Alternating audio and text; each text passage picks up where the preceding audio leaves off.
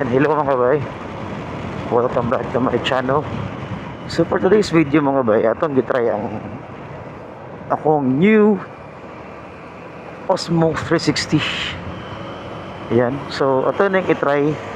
And wala ko kabalo kung unsa ni siya nga camera, unsa quality ani, pero based sa mga reviews nga akong gipang tan-aw before ko nag utang before ko nag-utang is okay man siya, no? Okay man siya. Ako, I am not I am not Insta360 user, so that is why dire ko ni go sa Osmo 360 kay DJI user naman ko daan. Naanak ko'y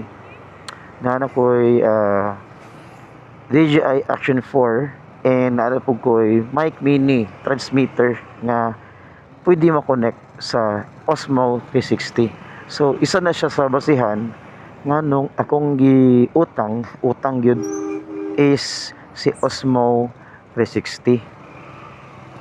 Pero kung Insta360 user ko, dito gid ko sa Insta360 nga times 4 or times 5, pero since kay kung ano man ko daan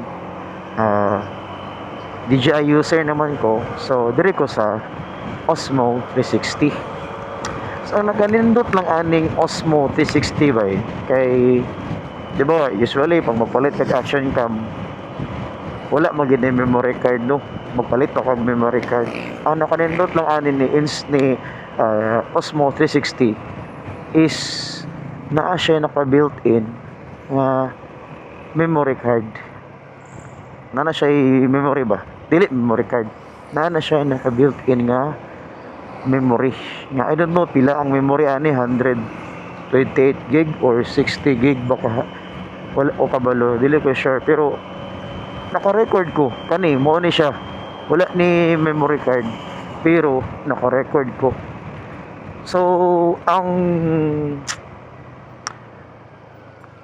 kung ani setting ani is 8K 30 man siguro ni, o 8K 60, dili ko sure ba, basta kay 8K siya, 8K camera kay mo maginaya feature 8K camera, no?